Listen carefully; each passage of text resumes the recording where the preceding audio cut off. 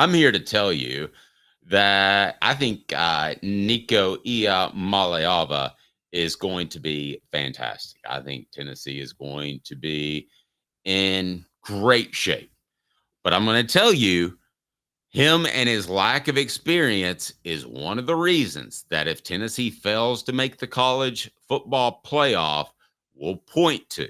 While I think that Nico is very, very good, that remains to be seen. So, 4 reasons why Tennessee won't make the college football playoff, even though I think they will. Four Downs brought to you by Dynasty Spas, the most comfortable spas made in the United States of America, right here in East Tennessee. Drop in for the all-new showroom in Athens. Dynasty Spas, perfect for all 4 seasons. Four Downs, presented by Off the Hook Sports. I really need you to get to Dynasty Pools and Spas, and you can pick up one of those free books or free t-shirts that we have there just by saying hello. Stop by Dynasty Pools and Spas. All right, so the reasons that Tennessee will not make the college football playoff, I think you have to go number one. You have to go at the quarterback position. Guys, as much as I believe in Nico and I think that Tennessee's going to be great there, we've seen it before. A highly touted quarterback comes in like Joe Milton. You think he has all the ability and things don't quite work out.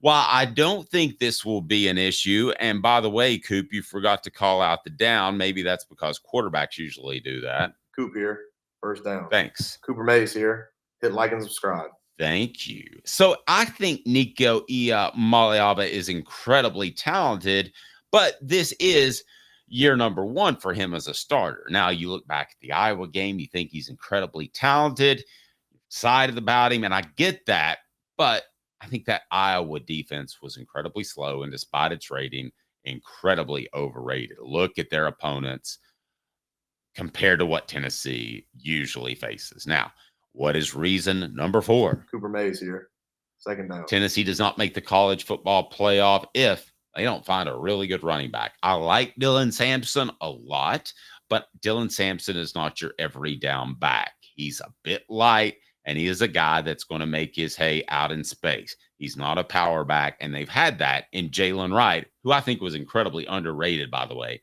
and Jabari Small from last year's team. In fact, I think some, maybe including me, have taken the right small combination for granted a little bit.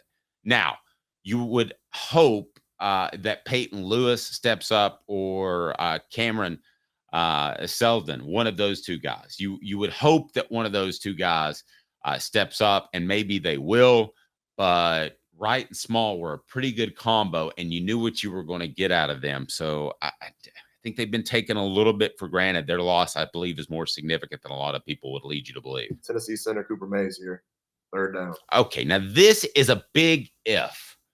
If there's no defensive back upgrade, let's be honest. Tennessee's entire football program has decided to gamble with the secondary.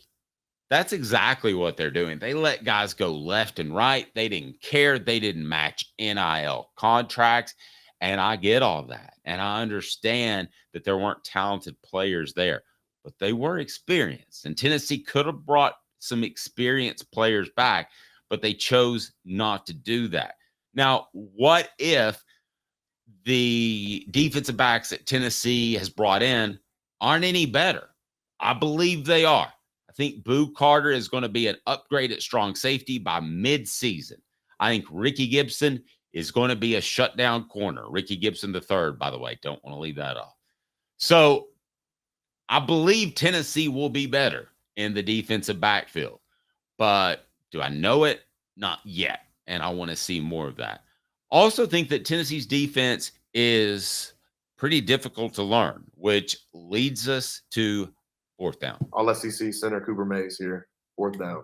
I want to see that defensive front mesh with the back end because you've got Keenan Pili in there who I believe this may be more of a reason why I think Tennessee is going to win a national championship as opposed to miss the college football playoff. Talking to someone within Tennessee's program, you just have no idea how good Keenan Pili can be. And nobody does because of the injury last year. And he was banged up when he was at BYU. So if you take the often injured aspect of it, or tends to get hurt a lot, injury riddled, if you take that out of it, you're talking about, based off what I was told, another borderline all SEC player. And I think that you will get that. The other player who I mentioned on yesterday's program that you need to look out for is Jackson Moya. But my question is, how do they mesh with the back end? What's your comments, your thoughts, what concerns, what's your biggest concern that Tennessee might have heading into the season?